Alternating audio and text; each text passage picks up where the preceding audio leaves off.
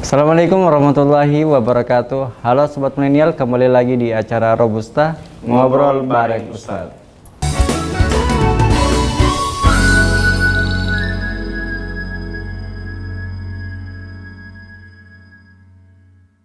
Ya, Sobat Milenial, hari ini senang sekali saya masih berjumpa dengan Sobat sekalian di acara Robusta Ngobrol bareng Ustadz.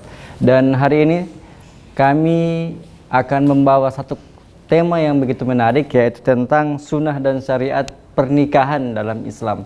Nah, saat ini saya tidak sendirian, saya sudah ditemani oleh narasumber kita, yaitu Ustadz Robi.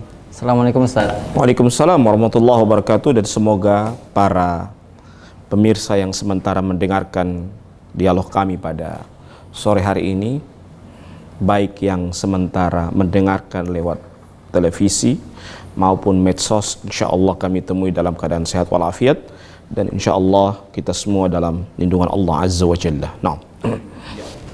Ya Ustaz, ini kan tema kita pada sore hari ini yaitu membahas tentang sunnah dan syariat pernikahan dalam Islam. Nah, ini perkara pernikahan ini memang sudah lazim dan banyak dilakukan oleh masyarakat. Nah, bagaimana kadang masyarakat sebelum menikah sudah menyebarluaskan berita-berita pernikahan dan sebagainya. Ini bagaimana pandangan dari Islam, Ustaz? Baik. Alhamdulillah wassalatu wassalamu ala Rasulillah wa ala alihi wa sahbihi wa wala wa ba'd. Berita itu ketika kita mau menyebarkan maupun ketika kita mau terima, tugas kita adalah satu, tabayyun dan tathabbut. Allah Subhanahu wa taala berfirman dalam Al-Qur'anul Karim dalam surah Al-Hujurat ayat 6. Bayangkan, ayat ini turun kepada para sahabat Nabi, yang para sahabat Nabi itu semuanya adil. Tapi apa? Allah mengatakan apa? Ya ayyuhalladzina amanu in ja'akum fasiqun binaba'in fatabayyanu an tusibu qauman bijahalatin fatusbihu ala ma fa'altum nadimin. Wahai orang-orang yang beriman.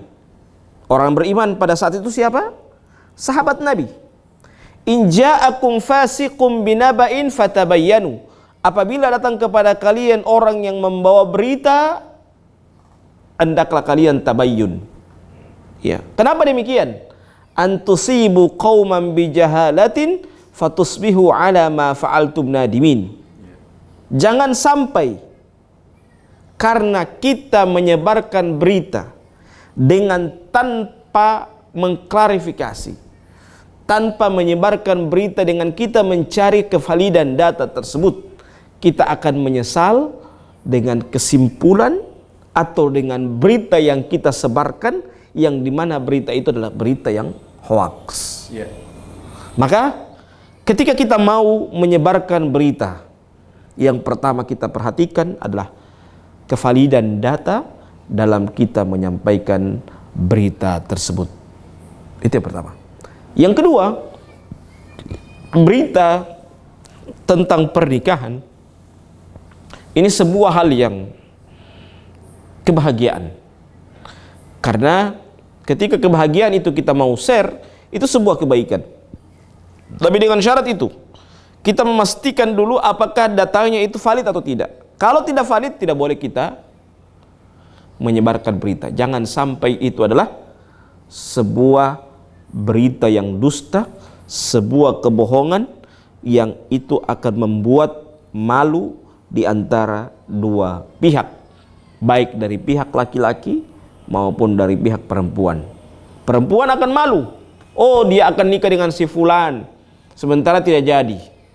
Begitu juga laki-laki. Oh, dia akan nikah dengan si fulana, sementara tidak jadi. Memalukan. Ya, kita sama saja memberikan berita yang buruk, memberikan sebuah keburukan kepada saudara kita. Ini buhtanun azim. Nah, bagaimana dengan si perempuan itu sendiri ataupun si pasangan itu sendiri yang menyebarkan beritanya? Misalnya saya sudah mau menikah tapi misalnya tidak jadi dan sebagainya, ini bagaimana Ustaz? Apakah kita bisa menyebarkan niat itu, niat kita sedang akan menikah kepada orang lain? Kalau kita menyebarkan sudah ada undangan tidak jadi masalah. Tapi kalau tidak ada undangan tidak boleh. Ya, tidak boleh. Menyebarkan berita itu, undangan itu resmi. Kalau cuma dari mulut ke mulut, qila wa qal, maka itu tidak boleh. Ya, innallaha, kata Rasulullah SAW, innallaha kariha lakum thalath. Allah membenci kepada kalian 3 perkara. Di antaranya apa? Qila wa qal. Ya. Apa kata burung, kata orang, tidak jelas. Ya.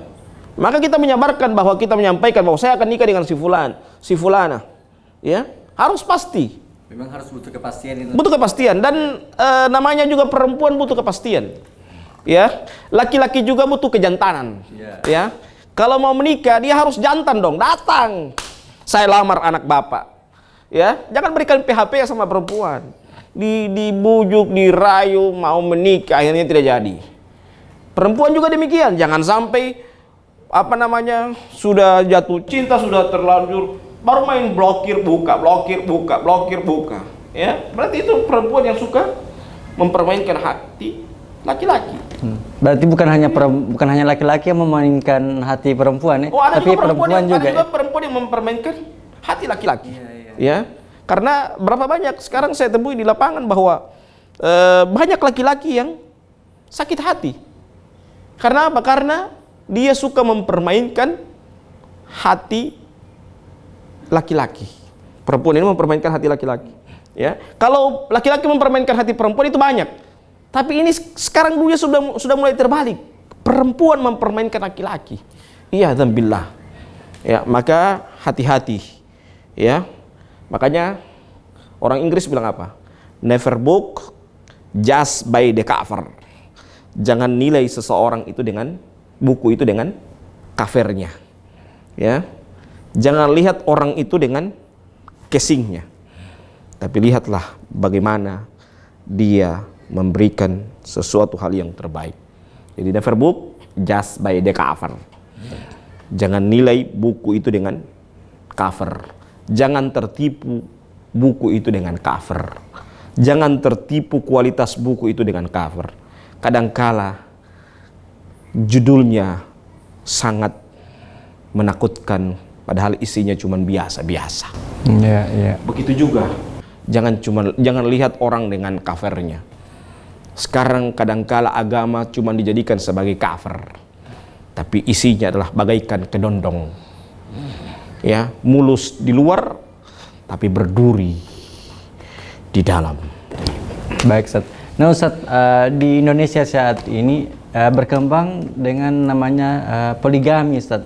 Nah, ini apa alasan seseorang itu menolak adanya poligami, Ustaz? Orang menolak poligami cuma 2 alasan.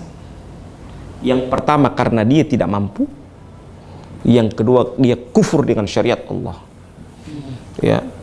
Jadi orang tidak poligami cuma 2 alasan. Yang pertama karena dia tidak mampu. Ya memang karena dia tidak mampu. Jadi kalau perempuan yang tidak mau poligami bilang tidak mampu. Jangan yang poin yang kedua ini, bahaya nih poin yang kedua. Kufur dengan syariat Allah. Karena yang mensyariatkan poligami bukan manusia, tapi Allah Subhanahu wa taala. Jadi jangan sekali-kali mengatakan saya tidak suka dengan poligami, jangan. Tapi bilang saya tidak mampu dengan poligami. Karena yang menciptakan syariat poligami adalah Allah Azza wa Jalla. Ya. Bilang saya tidak mampu dengan poligami, tapi jangan katakan saya benci dengan poligami. Membenci poligami berarti membenci syariat Islam. Membenci syariat Islam bisa jadi itu adalah kekufuran kepada Allah Azza wa Jalla. Hati-hati, ya. Jadi bilang saja saya tidak mampu, tapi jangan bilang saya benci dengan poligami. Ya. Tapi bukankah ketidakmampuan itu berada pada sisi laki-laki, Ustaz? Mampu berbuat adil dan sebagainya. Apakah iya, dari sisi laki-laki dan dari sisi perempuan juga. Perempuan tidak bisa menerima madunya. Jangan cuma laki-laki dong. Oke, laki-laki karena dia tanggung jawab. Perempuan juga dia tidak bisa menerima karena dia tidak bisa menerima madunya. Namanya perempuan itu egoistisnya di atas rata-rata. Apalagi kalau perempuan yang pada posisi anak yang pertama. Ya, egoistisnya di atas rata-rata. Anak pertama itu karakteristiknya adalah punya karakteristik egoistis. Ya, Anda kalau berdebat dengan anak pertama, yakinlah Anda akan kalah. Karena apa? Egonya di atas ubun-ubun. Ya. Jadi kalau dia ada perempuan, tambah lagi anak pertama, selesai Anda. Jangan pernah berharap Anda menang dalam dialog dengan dia.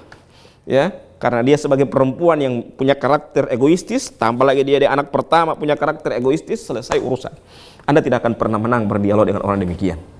Ya, seperti itu. Iya, baik Ustaz. Nah Ustaz, selain itu Ustaz, ada juga misalnya mengapa di Indonesia ini sebagian besar itu mencela poligami, dan bahkan kalau misalnya di Arab itu disenangi poligami itu Ustaz. Kenapa Ustaz? Taib. Kalau di Arab, kenapa poligami itu disenangi?